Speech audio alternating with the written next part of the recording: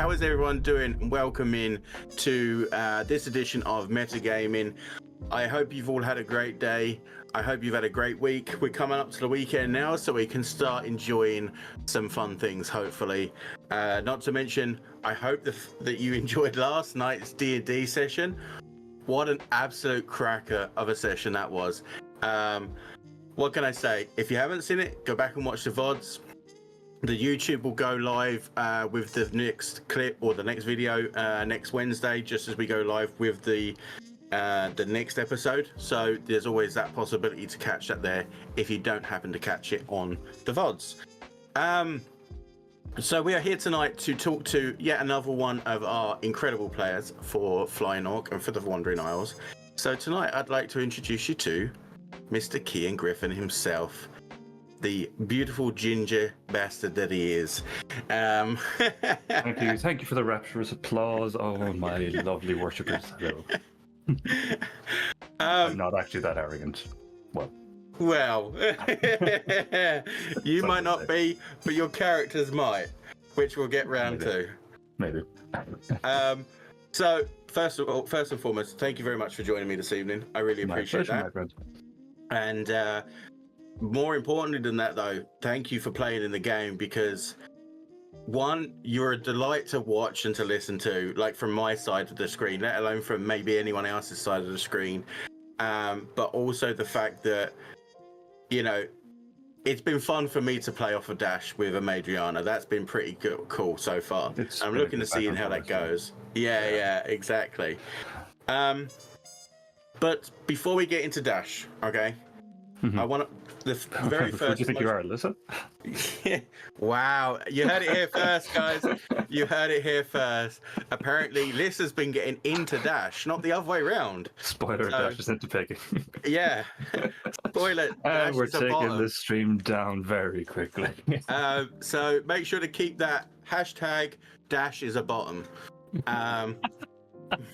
That's the hashtag you always, whenever Dash comes onto the screen or starts talking, that's what you use. Hashtag Dash is a bottom. Thank God we have that 18+ warning at the start. Exactly. That's why it's an 18 warning. There we go. The hashtag's in chat. Perfect. No, what have I done? That's going to become the next one. Awesome. Well, thank you for joining us. I guess we're done. But I'm Where do we go from there? I mean, that's it. Just wrap it up. There we go. And so chat hashtag dash is a bottom. There we go. Before we get into dash, or before Liz does again, why don't we ask you, why did you get into D&D? Why did I get into D&D? Curiosity, I suppose. I've been a gamer for God knows how long. I suppose about 8 years old when I got my first PS1 with Tomb Raider. That was kind of my intro to gaming as a whole, and you can't be in gaming without knowing about D&D and knowing how much is based off it. So there's that, and then when Lord of the Rings came out, my mind was just blown away by it, and then just kind of that as well pointed back into D&D. So there's so much of my life was D&D adjacent for like any of my hobbies, the games I played, because I played shooters, I played sports games, I really enjoyed FIFA, etc., but I was never any good at them. I was really good at, or I really enjoyed single player role-playing games with really good stories. That's what I loved. And then I kind of Shadow of War and stuff like that as well. Yeah, Shadow of War and Red Dead Redemption, both of those, like, they're top tier games for me. And then I kind of hit a bit of a lull in gaming. I wasn't really finding anything that was capturing my interest. Like, everyone was playing Fortnite, which I loved. It was great to have this kind of social aspect. Made a few friends through there, but it wasn't really holding me in terms of something I could really throw myself into and love, essentially. So kind of looking around for things, and just kind of stumbled across D&D. And then I was where I was working at the time, there was just a group chat, and I was talking to the guys, and was like, I've always thought about giving this a go, and they were like, actually we have too. So there just happened to be a group of us at work that were like, I've thought about doing this. I didn't really know what to do at all. So I was doing research about like how do you how do you do this? I was How going to do be you the DM. D&D? How do you Yeah. D&D? Literally, that was my Google search. How do you D&D? So I just looked up a few things, found D&D Beyond, and found a couple of like things for one shots, and like I didn't know, we were too spread out to have like an in-person game. So I was like, right, we have to do this like online somehow. So what we ended up doing was using WebEx with whoever uses a Mac would be familiar with Preview. So I just loaded up a PDF of a dungeon and was just using a markup to draw right your characters here, and then like there's little traps here that I would draw in when they've passed their perception check, whatever. And now prior to that, I happened to be talking to Ken because I was like, he was on the same team with me as working. I think he might have mentioned D&D as a passive hobby of his at one point or another, because he dabbles. Yeah, only a dabble, but yeah. Only dabble, yeah. So he was like, oh yeah, cool, yeah, sure, I'll jump on. And he played a character that we all came to love in our campaign called Bob. Lovely character who sadly got squished by a cart, but that tends to happen. Yeah, and then he agreed to like do kind of a learning campaign for us, which grew arms and legs and became a full-fledged, what is relative to what I like to call the Roperverse. It's like he had his C1, we were C3 because he already had the Wandering Isles in the works, which was the C2, so we were C3, kind of the prequel, I guess, and that went on for 2.5 years, and in that 2.5 years we just learned so much about D&D and all the kind of lore, the different communities that kind of spawned off the back of it. You got into like Critical Role, Dimension 20, you're just reading up about other people's characters and the time and effort that they put into it, making minis, building out worlds. I built my own world off the back of it, well, kind of linked to C3, because when we're coming up with our backstories, I was like, right, where's my character from? And I was like, I don't know any D&D places, so I was like, fuck it, I'll make my own. So I made my own world and got them into like, okay, he's from here, and one of the other guys, Adam, is like, his character's named Spythos, so I was like, okay, that place could be the Spithian Badlands, so just like naming places after people, and nice. Just having fun with the naming conventions and just growing arms and legs from there. And yeah, there's a picture of my world, Miroth. Take no notice of the town called Anus. That's it's in the arsehole of nowhere there, but it's that's like every village in the sticks in Ireland. Yeah, exactly.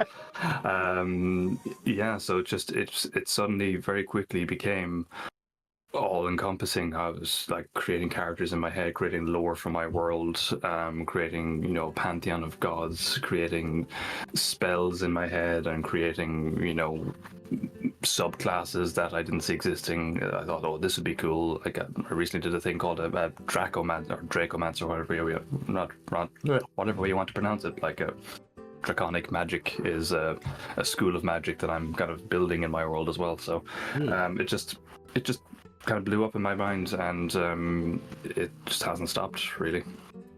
Wow. I mean, as it's been said in chat there as well, and obviously you said it yourself, it's like we all have to start somewhere. It's interesting to go from like trying to do DMing and then go into game, like being a player. It's usually more than often than not, it's the other way around, that you're a player and going into DMing and stuff. Which side of the table do you prefer? I am firmly on the fence on that one, because like with my world, and I have my own campaign that we play like once a month as well. I adore building out the world for it, but then like I also adore really getting to grips with the characters that I'm playing. Like the roleplay aspect, as you probably have noticed from Dash, is what I love about the characters that I play. So it's that's roleplay, is it? That's roleplay. That's not actually me. That's not actually me. That is roleplay. Just clearing that up for the audience. That's all. Look, it's a thin line, but there is a line. The veil is thin between the two. Well, I mean, I've had this conversation many a time, and with so many different people that there is no aspect of a D&D character, if you're fully involved with it, like you are, like we see from the last few sessions and stuff, there's always those aspects of that character that are you. You can't odds that. I don't think you can. It's definitely a representation of you. Now it might be like in my case, it tends to be more like a more chaotic version of me, but or like it's the me that would do the stuff if I wasn't going to go to jail for it, kind of stuff.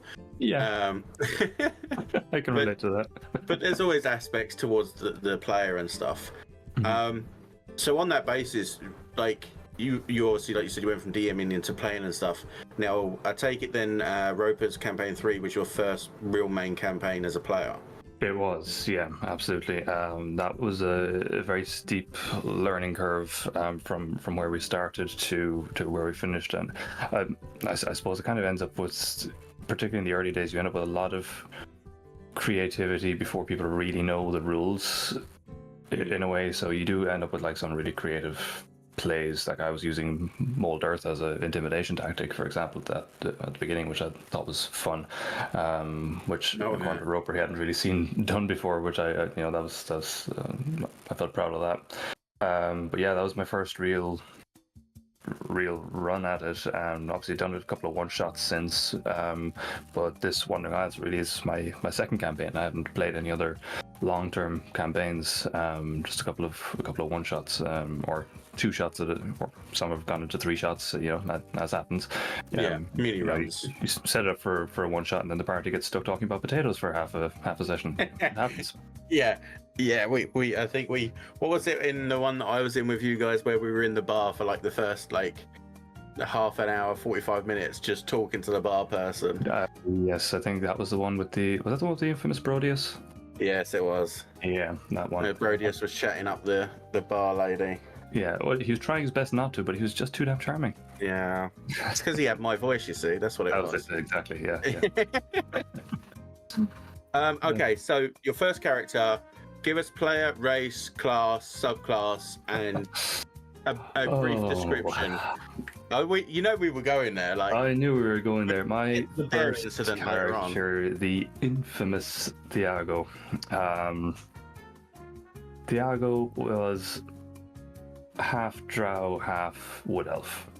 A stunning looking guy by the looks of it. He was stunning. Note the horns in particular from one incident. He had an incident with Baphomet and ended up with horns as punishment. It happens. Initially, when I built him, the initial plan was Druid, and I multi-classed into Ranger. Then I went full Ranger with him for a few levels. And then brought him back to Druid. There's a lot of fuckery, and Roper was just like he was okay with it because obviously it was a learning campaign, so we're trying to find our feet. But in the end, by the time we got to, I think we finished at level 11. I think it was 10, 11. I think it was 11. By the time we finished at 11, he was a Circle of the Moon Druid. He was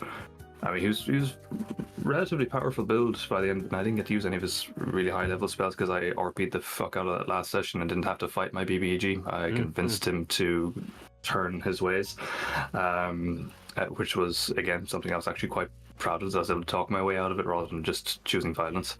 Yeah. But he was, my god, he was chaotic. He was riddled with STDs. He had... He was spiked with rabies at one point. He spiked 2 of his party with a love potion. He had the bear with cocaine. No, that was Riri. That was Rory's character, spiked the bear with cocaine. Oh, that's right. Yes. Now, Thiago did kind of ruin that plan because Kian misunderstood the plan. So, Thiago misunderstood the plan. And long story short, I ended up teleporting on top of a bear in that long stretch where we were in the bear cave for 7 sessions. I think that was one of the standout. There's the picture. That was one of the standout moments, I think, for Ken in that campaign. There was, I want to say, it was about 5 whole minutes of just non-stop belly laughing from the entire party. Now, looking back at the time, rules as written, it shouldn't have been able to happen because I was using Misty Step. I was trying to rescue another character, but I couldn't see exactly I could see just the bare edge of the square where I wanted to teleport to, and I was like, right, I'm going to use Misty Step to teleport there. And the guys were making a joke at the time, oh, imagine if you teleported on top of the bear. And then I clicked where I was going. Ken was like, oh my god, he's doing it. And then he was just like, fuck it, letting it happen. And then like I'm on top of the bear. There's 3 other bears there, like, oh fuck, and just fucking like getting through. Try to find who I'm going to rescue and dimension door the fuck back out. So it was like one move, shit, disengage. Or whatever. I didn't disengage actually. I just booted it and took the attack of opportunity. But I can't remember if Ken gave them disadvantage because they were like, "Did you just fucking teleport on top of us?" yeah. And I was just like, "Oh fuck, run!" And then just get the fuck back out there again. A surprise runaway. it was so chaotic and like purely accident. But it was just. If we can ever find the VOD of that, then I would love to watch that back because it was just they were screaming from all the party, going, "Oh my god, he did this! Oh my god, that one's dying! We have one down! Why are you cutting out our friend's heart? And why are you teleporting on top of a bear? I don't know. I'm going back the other way." And just a whole shitload of lunacy. It was fantastic. We're gonna have to do a YouTube like shorts of like past campaigns and just moments from it and stuff like that. We'll have to. There's a lot of fuckery, but it was wonderful. I was almost puking from laughter after that one. It was just, I'll never forget it. But see, the main thing I get from that story is hashtag Thiago is a top. To go with your hashtag Dash is a bottom. So at least you're switching things up a bit. Thiago had his redemption arc in the end, though. Like he. I like to play my characters with, a bit of an arc. I don't want them to just be a monolith. I want them to learn as they go and do, whatever. And with Thiago, he's a druid, so, naturally he's supposed to be wise. He was not. He very much was not. I wanted him to learn through consequences of his actions. So, for example, he went to a temple and just started calling out Baphomet. You don't do that. He grew horns. I'm like, okay, maybe I don't do that. He was for want of a better term, he was a fuckboy. So he fucked around. And he found out. And he found out thanks to Richard, who played the absolute long con on me. And there was this moment where it was like kind of teetering, where we're in a bar and Thiago is being, talking to rather nicely by another elf druid in the bar. And Thiago had this moment where he's like, I'm walking away from this. I'm not that man anymore. But then Rory's character was like, go on. And I was like, all right, my arm is twisted. Right, I gotta go to it. Yeah, fine. He was talking me up, and I was like, my boy's talking me up now. I gotta do it. So I was like, it was going from like, no, he's choosing the right path, and no, he fell over it again. So there's a lot more to that story, but it was pure genius play by Richard. I cannot take it away from him. He has to tell you that story. There's a lot more to it, and it is so intricately laid out, and it worked so well. Like I'm not going to even get into it, but it's Richard's story to tell on how that happened. That was kind of the final. I wouldn't say the nail in Thiago's coffin, but it was his final lesson before he then was like, okay. It was the final nail in his clinic check. His clinic check, yeah. After it was like that Mr. Burns moment where he had so many diseases at that point that no more could get through. So it's just, So he learned from that moment, and then that was like, for me, I was like, okay, so he's learned, he has had his lesson, so now I'm going to start playing him as that kind of wise druid, more like your stereotypical druid, what you would expect. So he started healing more, he started helping NPCs a bit more, and Ken, to his credit, then when there was one NPC that was killed, and I decided to use a Revivify to help this innocent NPC that was caught in the crossfire, and I was rewarded for that with in-game items. So I was like, okay, this seems to be the path to go, So I kind of became the party's healer, and started to kind of lean into giving that sage kind of advice that a more elderly druid would give. So I like to imagine that by the end of the campaign, Thiago was almost like one of those scarred preachers that you see, that the consequences of his actions have had an effect on his face. You can tell he's been through shit, so he knows shit. So that's the way I was playing him towards the end. And the arc that he went on, I absolutely loved it. He was a wonderful character. I mean, there's something beautiful about D&D for me, at least, especially like when you watch, like we've all watched a lot, like you said about, you know, Dimension 20 and Critical Role and stuff, and you see the arcs and you see like you get this projection of, okay, this is where it's going, and then something happens and it goes to a completely different arc, but it's like still the same arc. And I love that kind of progression, and things like D&D is the only thing that's ever really given me that feeling that you can have that kind of progression. And like you say about you've healed an NPC, which obviously Roper rewarded because you were doing something, you know, quite valiant and that kind of stuff. I remember in our campaign as well, I think it was the daughter of the frost giant who we were trying to bargain with. She actually got downed or something, or she got killed or something. Now, usually in D&D, you can't heal NPCs, you can't get them up and that kind of stuff. And I think one of us had actually managed to heal her and get her up. But then that made our checks when we were dealing with him later on to make deals a lot less, because it's like, okay, you're not scumbags, you actually helped me. Let's see if we can come up with a deal. So, and there's never, I know for me as a DM, obviously I have got nowhere near as much DM experience as Roper has got, and a lot of the people that I play with and stuff. But if someone comes to you with a genuine, like, I'd like to do this, I think it's amazing to be able to reward that kind of thing. But more than that as well, it's great that your character's learning you can do this kind of thing. You know, that way? Yeah. Like you said, your fuckboy way, it might have been that he wouldn't have even thought about that at that point. But because he was kind of in that different mind space and that different part of his arc, it was like, actually, no, this is something I could do. Yeah, absolutely. And it was like, I suppose it was, now, me as a player, I had learned that quite a while back, and you know, 10 sessions in or something, you have a feel for what you can do. But you know, I didn't want to have that, you know, right, I'm playing him a totally different way, and I'm like, right, he's on this path, we're continuing on this trajectory until he learns his lessons, and then we're bringing it back down to a level where he's more, you know, in tune with the party. And it was the guys played off it fantastically as well. Like, there was just a running meme, like in our WhatsApp group, like Rory put in the polls for, like, okay, what are we doing today? It's like, we're going shopping, or we're going to investigate this place. And just at the bottom, do we still hate Thiago? Yeah, we hate Thiago. So it was wonderful. I was voting we hate Thiago because he was a dickhead for so long. But yeah, it was good to kind of get him back on the path of righteousness, I suppose. At the end, it was brilliant. I will say, from talking to all the different lads and stuff that were involved with that campaign, they all pretty much said, like, we absolutely abused Kian for his character, but in fairness to you, so. you took it so well, and you made it better, which was so cool. Because, you know, it's not bullying. Like, it wasn't to the point of bullying, but they were obviously, that was, like you said, that was a long-term tease of, like, you know, he's useless. Like, is he still an idiot? Yes, okay, that's fine.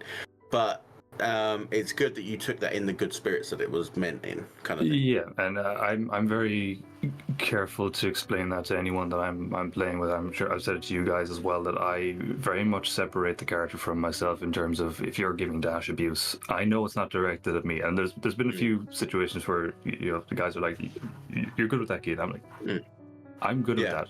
Like, if you don't abuse him, I'm going to have to abuse him myself. So please, you do. Because it sounded like you were already physically abusing him. No, that was listen. Oh, are we talking? We're back to Dash now. Okay, cool. No, but like even as late as last night, I messaged you, didn't I? And I was like, listen, you understand this character, and you were like, absolutely. I was like, great, okay. Of course, yeah. But it's nice to make sure that people understand as well, because you never want someone to feel bad from playing a character. So that's an important thing. But then that's each of you knowing your do's and don'ts kind of thing as well. Yeah. So from Thiago to Dash wasn't your next character, but it's your next main big character campaign wise, right? Yeah, like I've played a few from one shots. One of my favorite was Fizzy Stardust. I love the name already. Please tell me it was a bard. It was a wizard actually, but exclusively illusions. Like the only thing I gave him was illusions, and it was a fun one shot. That was the one that Rory was doing, and yeah, exclusive illusions. It was just so much fun to play, and like that. I don't like to kind of build top down. I like to give my characters their story first, and then I'll fit whatever around them. So I tend not to end up building anything in the way that you would probably typically expect. Dash is no exception to that. As you'll see, he has absolutely shocking perception for a rogue, but it fits so perfectly with the story that I've given him. Same for Fizzy Stardust. There was another Finn Green Bottle was another one that I made. Yeah, but aside from those, most of my time in D&D has actually been spent on building out Mirath. That's where most of my character creations are going into, that because I'm building out the NPCs and the towns, the different political structures and all that.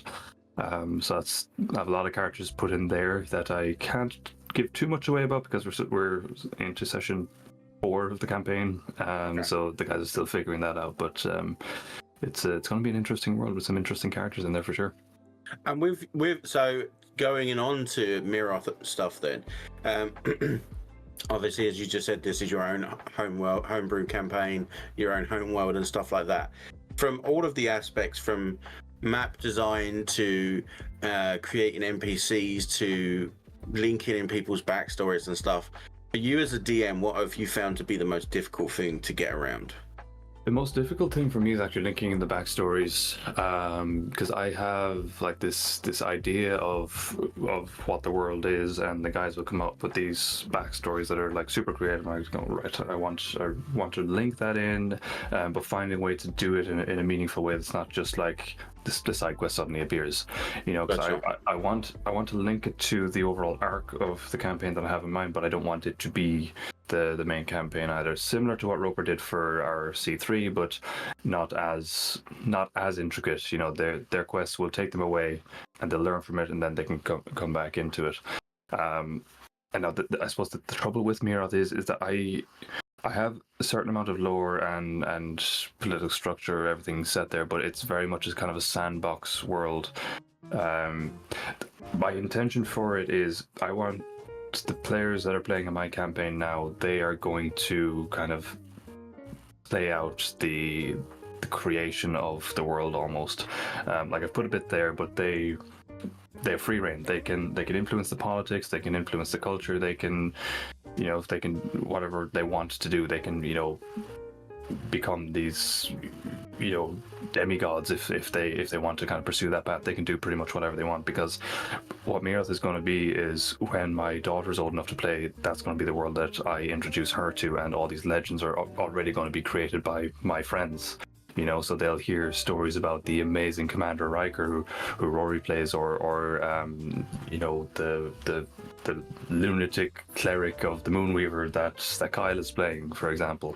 That they're going to be the stories that feed into what her and hopefully her friend's campaign will be when she's old enough to play. Because I really want to introduce her to this world as well. Like that in itself is a stunning thing to think about, and to want that someday hopefully your daughter will want to play, and she'll bring in her friends that will want to play, and you'll be like, hey, let me run this game for you, and you get to bring out all of these amazing characters and this amazing world that between you, like you said, between you and your friends, you've built over years and stuff. Mm-hmm. That kind of thing is awesome. Like, I love that kind of thing, and especially getting kids involved with it, because I think D&D is a great learning tool as well.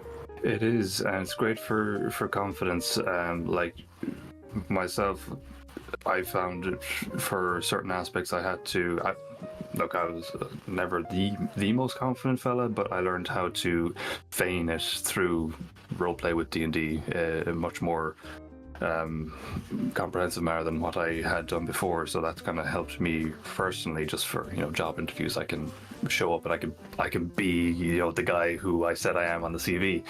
and I still haven't figured it out that I was lying. So it helps like that, and even just for getting that escape for. How long do we play? 4 hours? 4 hours on Wednesday? Average. Yeah. So just getting that escape where you're, you can put yourself aside. Whatever's happened throughout the day, you can just that's over there now, and you can just dive in. Because we do before we start our stream on Wednesday, the guys will be like, okay, how are you feeling? How's your day been? What's your levels like? And last night, for example, I was at like 30% before coming on, but then we're having our pre-game chats, we're getting into it, and that energy level is ramping up, and the late coffee helps, but we're getting back up, and we get into the stream, I'm at like 90%, because it's just like I don't have to think about work or what tasks I have on my desk the next day or anything. It's just like I am Dash now. I can get into it, and I can worry about what Dash has to worry about, which would be Madriana trying to read his journal. I'm not saying whether I have or not. I'm just saying it's very, very possible. Well, that's the thing is, like you say about the energy, like we might all be kind of dipping, or some of us might be up in that kind of way. Then when we get in the chat and we start playing and stuff, I see it almost like an arc reactor, or like you see the reactors where it's like magnets in circles in a ring, and then they put like a ball bearing in it, and it just keeps going because the magnets keep propelling it. I feel like us as a group, we do that to each other. It's like we've got this running ball of energy that just goes around between us all, and it keeps everyone up and going, which is actually genuinely one of the things that's made playing in this campaign already for me an absolute delight. Like for anyone that's seen the streams before, these chat ones that I've done and stuff, and even when I've been talking on over on Emerald Collective and stuff like that, I've always said that like you come into the game and you get involved and stuff, but then first like few sessions can be real awkward, like you're trying to get to know each other and that kind of stuff. And like when I played my first campaign, obviously only me and myself and Busy were the only two from that campaign, and apart from John, who obviously joined us in from over at Emerald Collective, the rest of you guys you'd already played together. So it was like, okay, you guys have already got your dynamic. Me and Busy have kind of got our dynamic, and then John's coming in. John's an absolute blast. He'll fit into anything. Like literally, like any group he fits in. Like he was there all along. So that was super easy. But to have that energy from everyone, like from the beginning, like. There was never a part of me that was like, okay, I feel awkward because I wasn't part of their group. And I hope obviously that didn't go the other way as well. And it was so easy to just jump into this with you. Yeah, like even the one shots we did in the run up to this, the banter like right off the bat just was fantastic, and it was so easy to get into the role play, and that helped me get into the character. I played Vidania, was it that I played in that one shot? Yes. I was playing her like this, grumpy teenager, and you played off that so well, and so did Richard. It was just so easy to get into the characters because everyone else is into their characters and they know how to play off of your character just almost instinctively. It's actually impressive how it all pulled together. But that was it, and like the bit as well that was funniest for me, you saying about that was like we had that moment, and then like you said, Richard's character was like, "Come on, let's go," and like I think Roper's character at the time was talking about food over by the fireplace, and then Richard's character was like, "Come on, are we going or what?" kind of thing, and then like you were chatting to the barman and stuff. And then when we had that moment at the end where we rewound to that exact point again, and then you said what you'd said, the bartender said what he said, I said what I said, it was just like, okay, we literally reset. All in sync. It was fantastic. Like I think you started that off with the whiskey comment, I think it was, and then everyone was like, we're doing this, so we're straight back in, and the exact same tone, the exact same voice, and then it's like just everyone had that kind of moment at the end of what they said where they're like paused for the deja vu, but then just kept going. It was So we just play it again, and I would actually love to play that again just to see if it went differently the second time. We're just stuck in a complete loop. Just complete time loop. Yeah, it'll be fun. Right. Okay. We need to get on about Dash. I think it's about time we spoke about Dash. First of all, apart from being an absolute pun just for the sake of it, why Dash? Why Dash? So I had, when I was doing the submissions for Roper at the, when he was launching this campaign, I had a couple of different characters in mind. And when I say a couple, I boiled it down to two that I was potentially going to play. One was going to be Dash, and one was going to be a dwarf barbarian who, until recently, I hadn't given a name, but then, was it you said Bash? So I'm like, okay, Bash. Yeah, when Dash dies, we bring in Bash, and then we bring in Rash, don't we? Yeah. Rash is just Tiago again. Yeah, Rash is Tiago again. Hash is a shady kind of guy that's just dealing on the side, yeah. But Dash, he kind of stuck with me because how much can I say without giving spoilers away? He's a product of almost my feelings towards society as a whole, in a way, and the story that I created for him kind of reflected a kind of certain way I was feeling and am feeling about the world in general. And that'll kind of come to the fore probably in the next couple of sessions. You'll probably get a more feeling of that angle. But yeah, just when I was building it, I wanted to, because I played caster, so I'm like, okay, this time I'm playing something different, and it was like rogue, as seemed to be the way with everyone. It was like, oh yeah, we'll all play rogues. And yeah, I was building him out. I was like, could go rogue, could go bard. The story I'd constructed for him, I could really have gone either way, but I settled on rogue. It just fit better. So I did the outline of the story, and actually I put it into ChatGPT. I was like, can you elaborate this a bit for me? And it gave me more to it. I'm like, no, that actually fits. So I was taking bits and pieces from that and just accentuating more of it myself. And when it boiled down to, his background with his family and his mother and Lissa and his mentor and all of that, the people he would have seen in the session 0, it just felt right. There's no other way of kind of describing it. It sat well with me. It felt like someone that I can play without having to change too much of myself. Right. It's a bit more chaotic. He's a bit more charming than I am in real life. Because I wouldn't walk up to a millionaire and start talking about his boat. Like, God no. But yeah, I think you should. Why not? Yeah, there's marinas around. I can just go and talk to them. Yeah.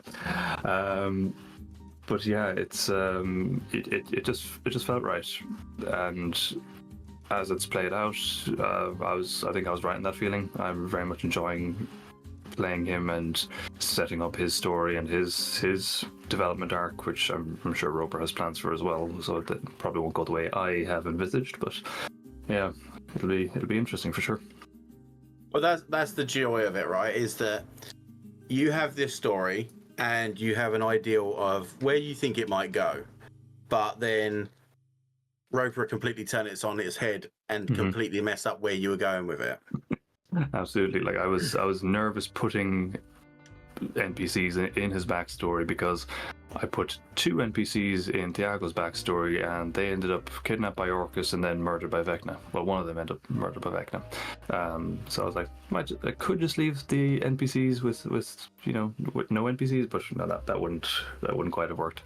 And yeah, like I like the twist that he doesn't have the tragedy, I suppose, that a lot of backstories would have. I mean, you saw in session 0, his mother adores him. He has a solid, mentor there. He's a good friendship. He's not, in any way, well, any visible way traumatized by anything. He's just, again, you'll see he's a product of the society he's raised in, rather than any direct trauma in his backstory, which is, I think anyway, it's an interesting take. I mean, that's the thing, is breaking norms is always a great thing, right? And I'd be a big fan of breaking norms. Like, I've said it before, I had a beholder that was part of the party. He wasn't evil, he was actually pretty good.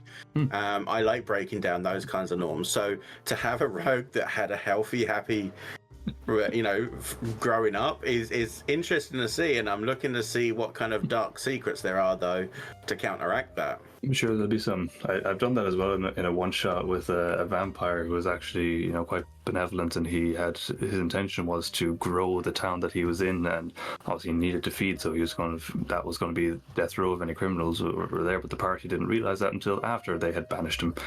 So, Oh, yeah. that's clever. Actually, that's very clever. It is. They had to go to. He was trapped in this mirror dimension in Miroth, and they ended up going. That was my Halloween one shot last year. They ended up finding the mirror dimension and freeing him. They thought he was just like this legendary hero, and then once they got him back, they realized very quickly that this dude's actually a vampire, and they just went for it. And then, like after it, we were just kind of like discussing. So what's happened to town now? Oh, it's gone to shit. It's not there because he's not there. He was going to be the one to save it. It's gone to absolute shit. And they're like, damn it. Yeah. And I dropped the hints. I played him as like, you don't have to be scared of me. Here's my plan. And they're just like, no, I don't believe you. Stabby. Jeez. Actions meet consequences. Yeah. So that was a fun twist. Can you give us any hints about Dash? Any little tidbits that like people can take away from today? Any hints about him? I'm not sure if I don't think it's a spoiler because I think it was mentioned very early. He's not the rich prick that he puts on. That's probably the best hint that I can give you. He's just in the last session after the conversation with Hatsu that kind of re-emphasized the conversation he'd had with Remington.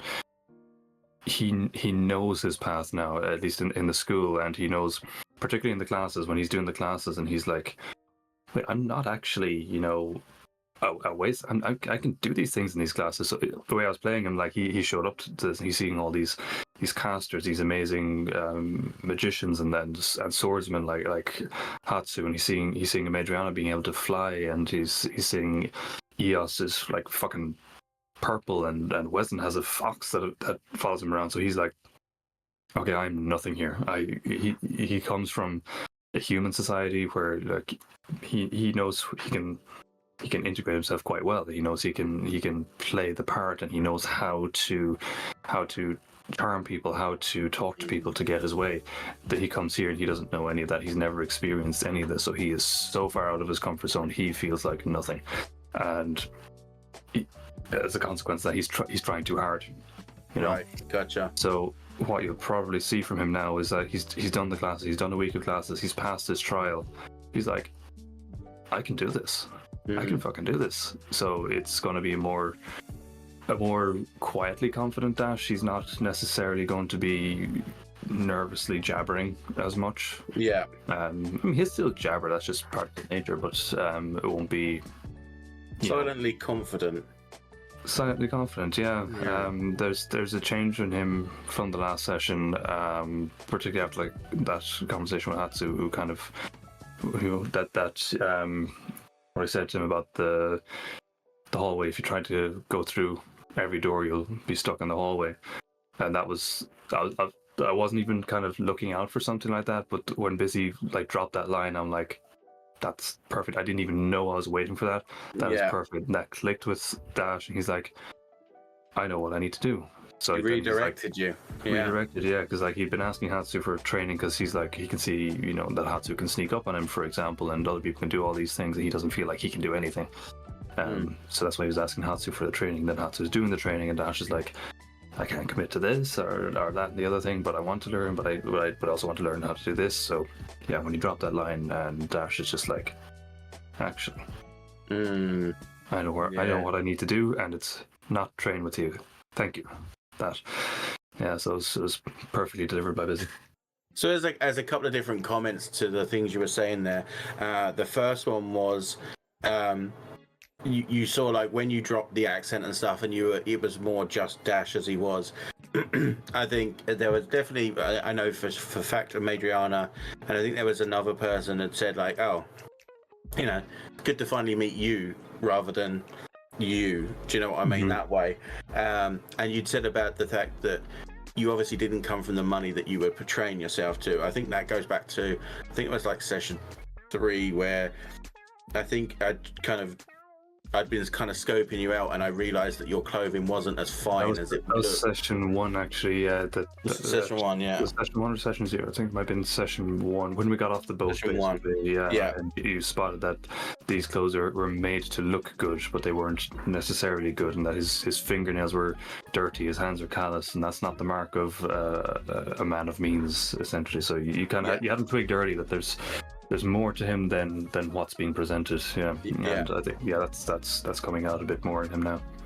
And then you were saying about how the fact that you felt so unextraordinary compared to everyone else and stuff.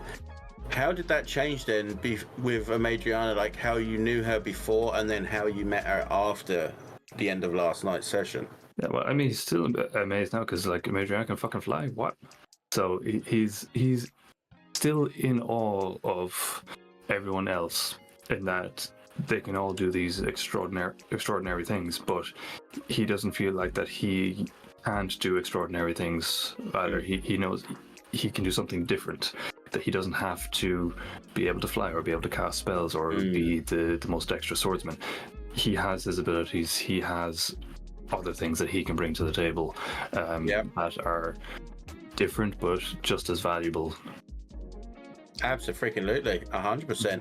And that's the sign of a good party, right? Is that, like, okay, one person might be good at finding traps, one person might be good at finding stuff in a room, one person might be good at keeping an eye on everyone around, one person might be good at talking. Like you said, if everyone has their own little spot where they can fit in, it's a lovely, you can get that lovely blend of things. Because then you walk into a castle, it's like, okay, we need someone to scout the halls for traps. Right, we send you. Okay, we need someone to check this room now we've killed the bad guy to get any loot. That's your job. You know, we have that breakdown. And especially because, so for anyone that hasn't seen any of the Flying Orc games, the Wandering Isle so far, Roper plays it that if you want to do a check, so let's say I go into a room and say, oh, I want to look around this room to see if there's any secret, you know, cabinets, money, anything like that. He'll be like, okay, you can roll an investigation check. If somebody wants to help me, like give the help action to do that as well, they have to have proficiency in investigation. But that potentially breaks you down. That say the party split, and they know I might be good at investigation, but they're in a different room. It's like, well, you can hardly ask a Madriana to help with the investigation. But the beauty of that is that, you know, okay, we won't investigate. We'll wait until she's in here with us, and then we'll ask her to do it. That kind of thing. And it would be the same as like if a Madriana went into a shop and she wanted to get a good price, she certainly wouldn't be the one talking to the person behind the counter. Do you know what I mean? Exactly. Should be looking for the more charismatic people. Exactly.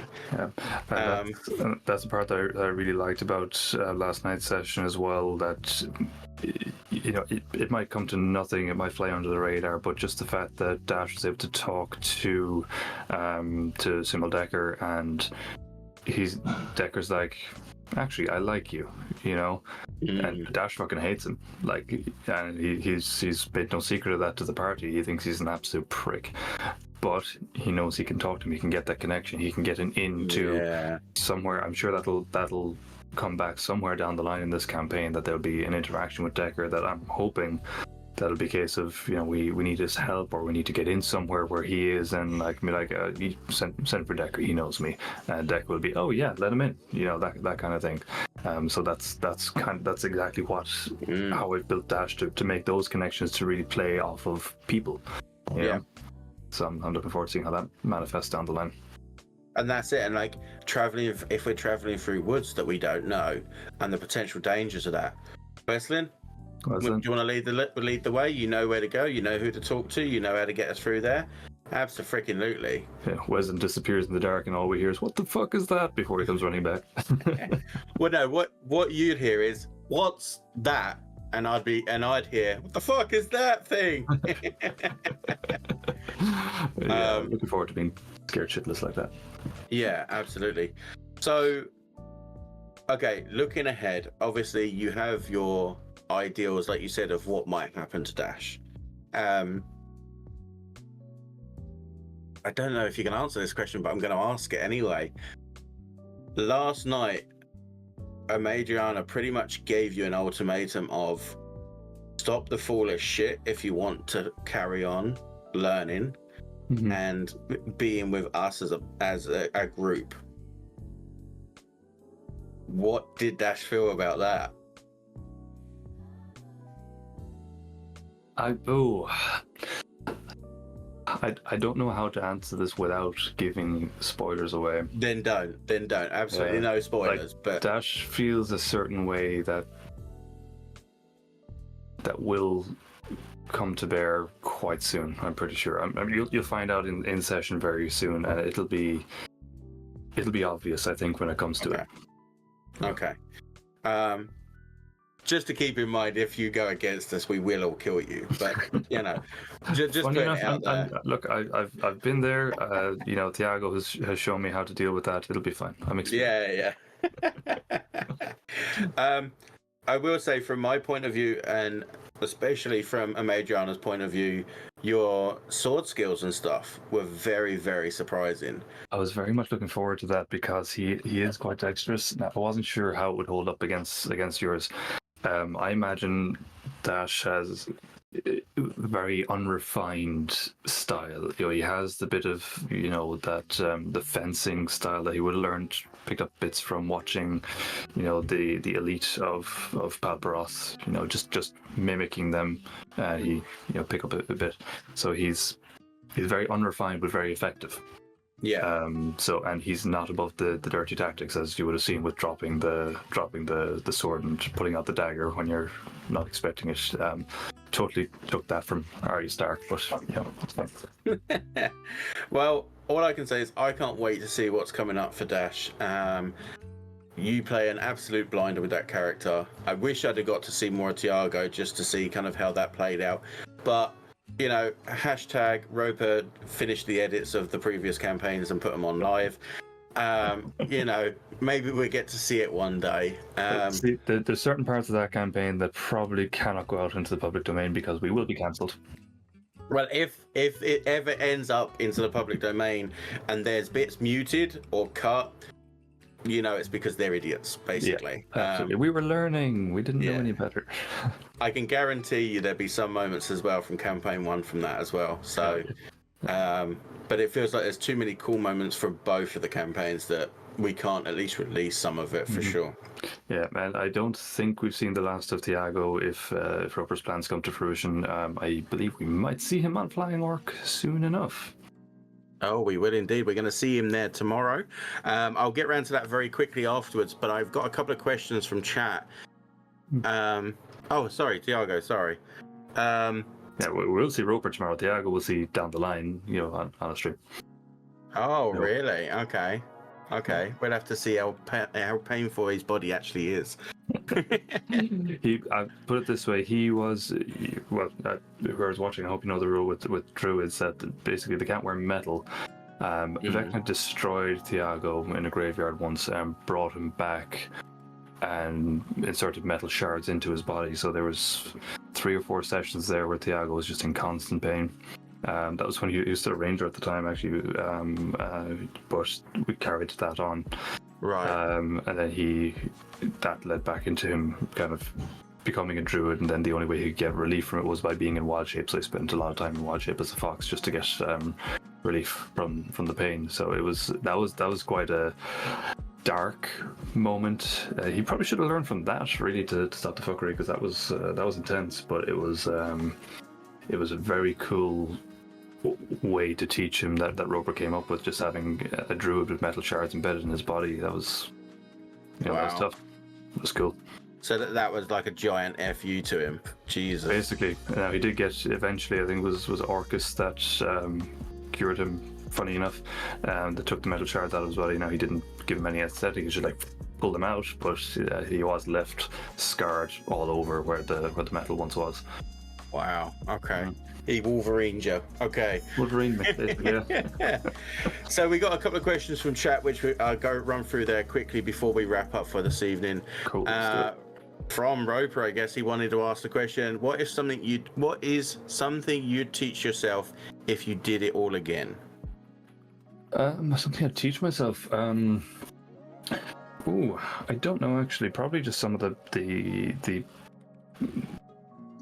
the base, I don't know what you call it, mechanics, but just things to use, like not necessarily Foundry, that's a bit more advanced, but Roll20 or D&D Beyond stuff. Just those basic tools to get started now, because that was my big blocker for actually getting involved. I like the way I learned by playing it. There's something else I would really teach in terms of how I went about learning how to build characters or how to use character sheets. But I would very much teach myself the tools to get playing. Okay. I think we had a player in our campaign who pretty much never, ever, ever checked his inventory. Like the amount of times Roper cleaned it out for him because he just never, ever touched it. It was unreal. Funny enough, we had one of those too. I don't know if Adam's watching, but hashtag long live Kevin. I don't know what that means. We got a question from Mandela Jane. Practically speaking, who does Dash's laundry? He is quite dapper, right? So who does the laundry? Well, he has the wardrobe full of suits, but Dash, he cares about his appearance. He is meticulous in that regard. He would actually do his own laundry. I'm calling lies. I want an insight check on that. Genuinely, like he was, his mother is a tailor seamstress, so she taught him, I suppose, the power of presentation, like how you present yourself to the world is how the world looks back at you, essentially. So that's why he presents himself in this way. He's neat, he's tidy, he's immaculately presented at all times, but he's not, falling off a ship. Excellent. Okay, Busy Bee asks, what's the D&D 5e mechanic that threw you off the most mid-game because you didn't fully understand how it plays out? And somehow I'm not surprised that's the question we got from Busy. Yeah, the 5e mechanic. Do you know what I struggled with early days actually was attacks of opportunity. That was something I struggled with as a DM and a player, just forgetting everything. That the rest more or less made sense. But yeah, the attacks of opportunity weirdly always kind of caught me off. I remember the first session that I DM'd when we were just learning how to do it. There was no attacks of opportunity at all. They were just like running around like, okay, I'll go in and I'll attack and I'll get away. And I was like, wait, how am I supposed to kill these guys? So yeah, it was just that very basic one. That's really what I struggled with in the early days. Okay, cool. I know one of the ones that I was always struggling with, at least at the beginning, like you said, when you're learning stuff, was spell components. Now I had a focus, but if a spell component went over a certain value or whatever, then obviously you had to have that item. And the amount of times I went to go, oh, I want to cast this spell, and Roper was like, do you have the components for that? And I'm like, I don't think so. Yes, we had a components pouch that we established it quite early on in C3, just for while we were learning that we had the components, so we didn't actually have to worry about it too much. But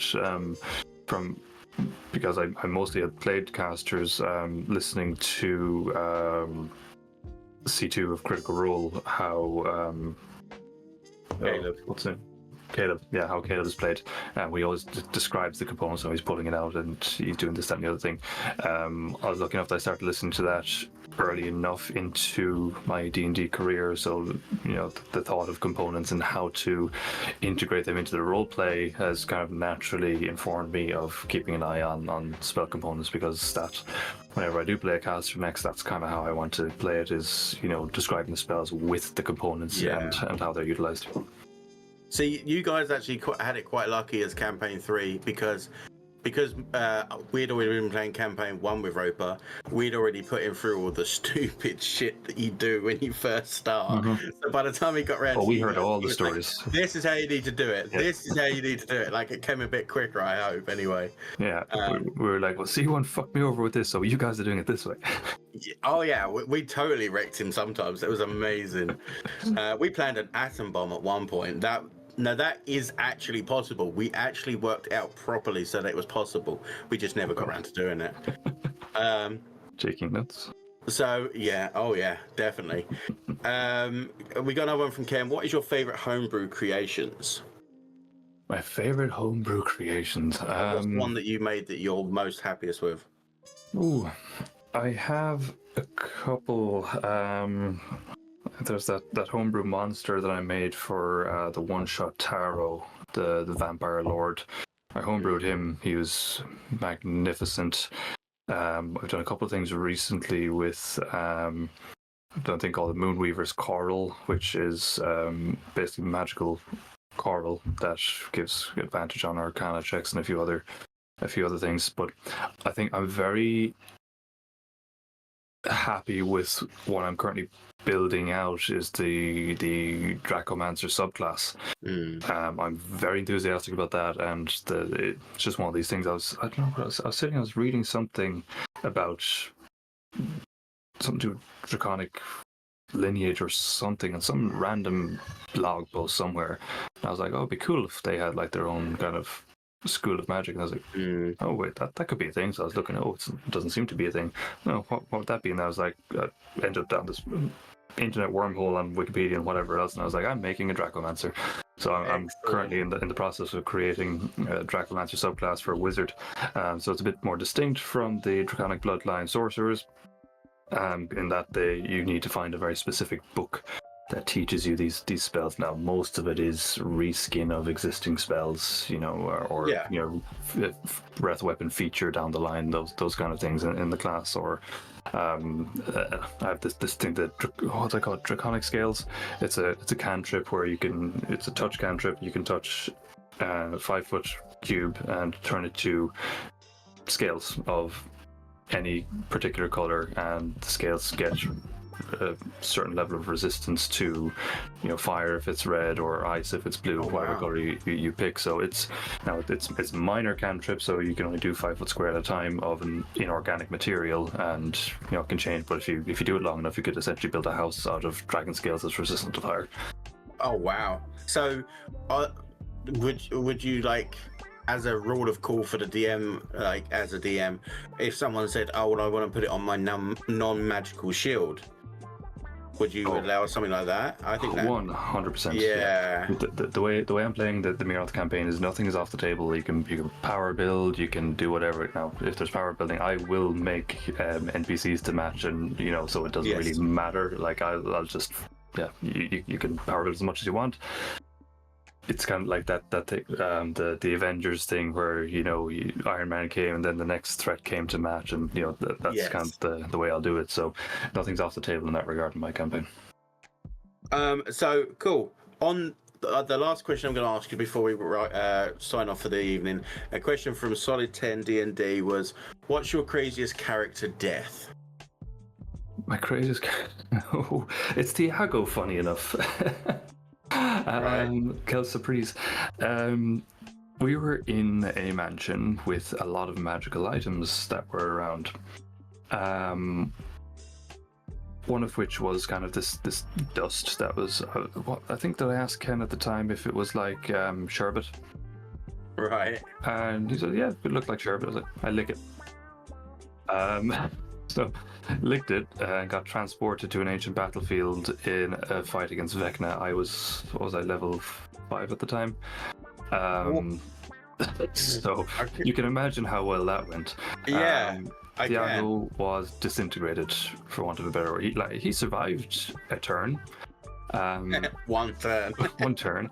And then very quickly he got I think the rest of the party didn't see it. They just saw Thiago lick this sherbet dust and then go catatonic, and then suddenly he's just gone. He's dust. He's his skin turned to dust. His skeleton was still there, I think, and he was just gone because he got transported to a place where he was fighting the living embodiment of Vecna on a battlefield. Holy crap, that's an epic death. That was an epic death. Real epic death. It was. Now Ken was nice enough to bring him back, and that's how the metal ended up embedded in his body. That was my punishment for that one, because Vecna was then, because I touched the dust, I gave Vecna a path into this place that was otherwise protected from him. So I royally fucked You were a up there. Horcrux. Basically, yeah. Yeah. It was an epic fuck up, but it was a lot of fun. And there you go, Solid. That's the premium death you get from Kian and Tiago. Yeah, I just remember the feeling of, oh fuck. Like, as soon as Ken described it, you see what you recognize the voice, and I was like, oh fuck. Yeah. Like, oh shit, why did I do this again? Yeah. Oh crap. Oh crap. I get for playing a chaos character. Well, I think we're going to wrap it up there. First and foremost, thank you very much for joining me again this evening and for this incredible chat. It's been great getting to know kind of your mentality behind the D&D side of it and stuff, and obviously your characters and that. Obviously look forward to seeing what comes for Dash over the next few weeks. That should be pretty awesome. Yeah. And for everyone that's watching, thank you very much for joining us this evening.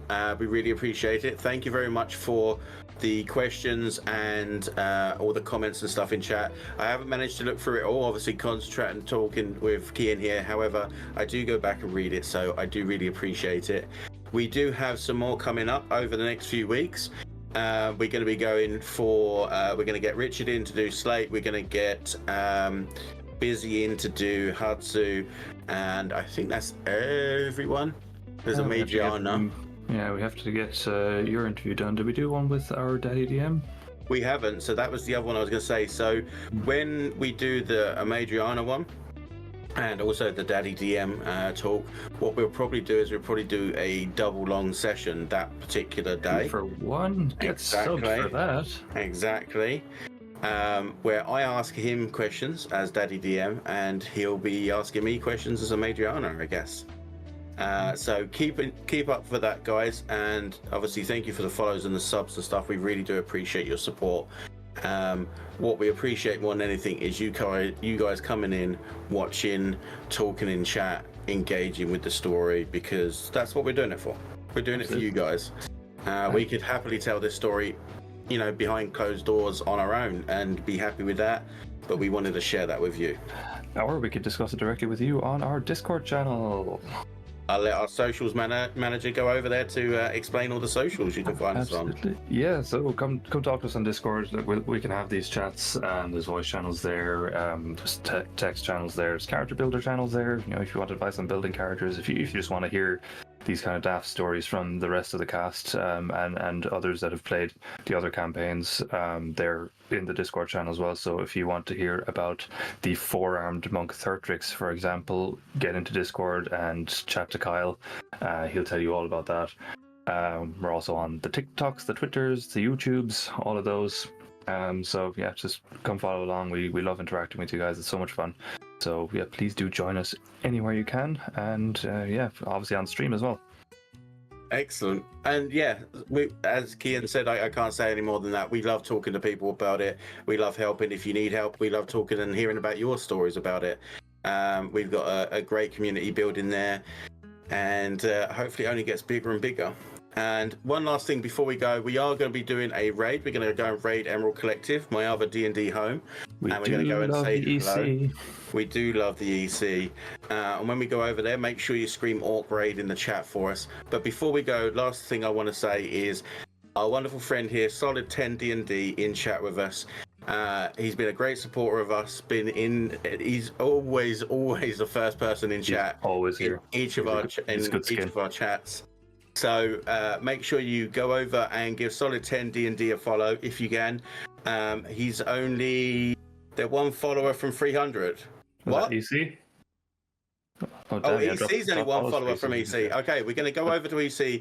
If someone isn't following, follow to be that 300th one. It would be an awesome thing for them.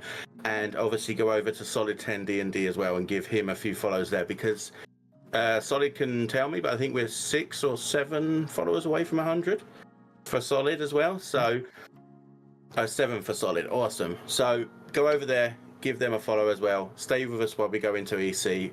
Remember, Orc raid and be that last follower to get them to 300. Guys, we love you. We'll see you soon. Tomorrow, 5 p.m. Roper's doing minis, Hero Forge. That's the one. He's doing Hero Forge. So 5 p.m. GMT +1. Come in for that. See how you can make some minis and stuff. You might get sneak peeks of our characters. We'll see you tomorrow, guys. Peace out. Love you all. Thank you.